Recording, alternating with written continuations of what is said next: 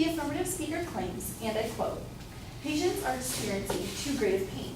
While yes, these terminally ill patients are experiencing pain, the affirmative fails to mention that the pain they are experiencing is both physical as well as emotional.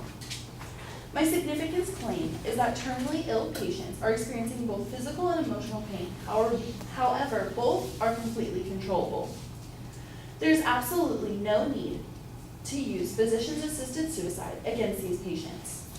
Let me begin by explaining that depression and emotion can have a huge impact on terminally ill patients' decisions. It is clear to me that terminally ill patients who are faced with death are probably experiencing some sort of emotional pain. The New York State Right to Life website explains that 93% of people who commit suicide are mentally ill at the time.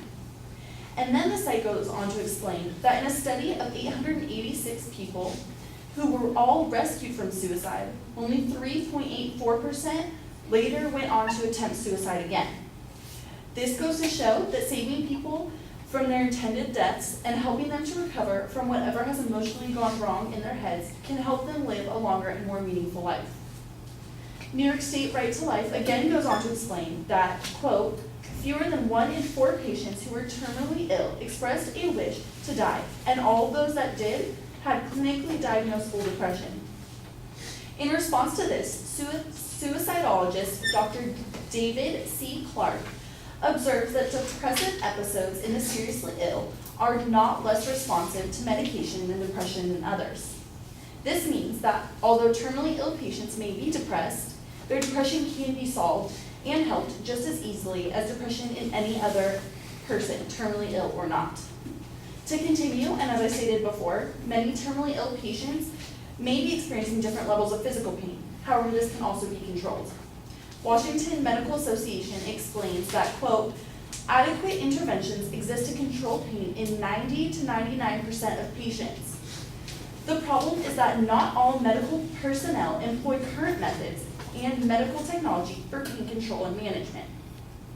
Why murder patients who are in pain when all we really need to do is begin to use different forms of pain control?"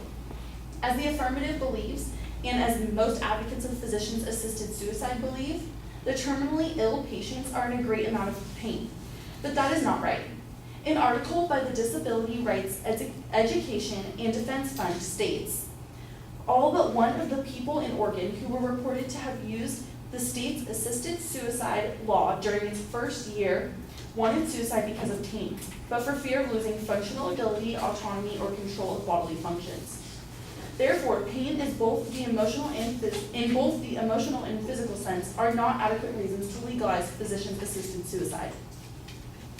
To move on to my inherency claim, physician-assisted suicide is not at all beneficial to society, and in fact ruins the doctor-patient relationship. To begin, let me first start with the Hippocratic Oath, an oath constructed by Hippocrates, a Greek philosopher and physician.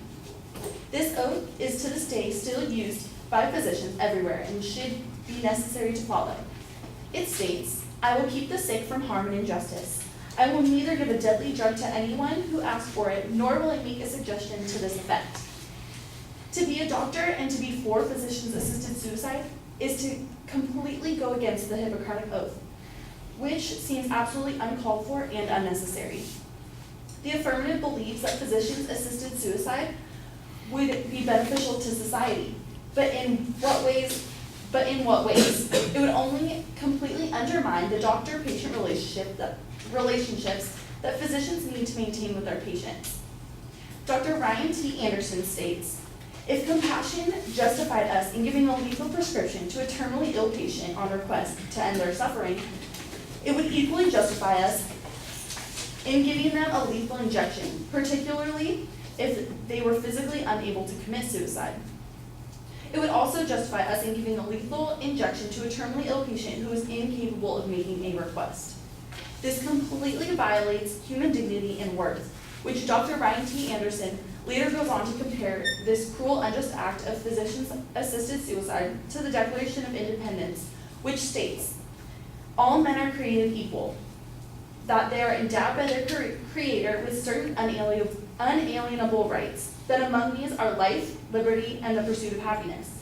Life is the first on the list, showing that it is the most important. And if anywhere in this country we are allowing physicians-assisted suicide to be in effect, we are going against our own laws that this country was built on. There is no need to legalize physicians-assisted suicide.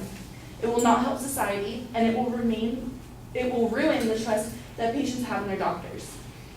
Yes, there's previous experience with physicians-assisted suicide, but that does not make it right. Although a few states and a couple countries have put physicians-assisted suicide into effect, there's a reason why the majority of states in America have not decided to legalize it. There are other ways to solve the issues that advocates believe physicians-assisted suicide controls. To start, society could begin to teach doctors and nurses how to use the best technology in medicine to relieve pain in all patients, specifically the terminally ill. The medical world is constantly coming up with new ways to fix and treat pain in patients. Next, to relieve emotional pain, psychiatrists can be assigned to every terminally ill patient to ensure that they are not going through too much pain, and that if they are depressed, that it be treated immediately. There are many ways to help the terminally ill patients. However, physicians-assisted suicide is not an option. Thank you.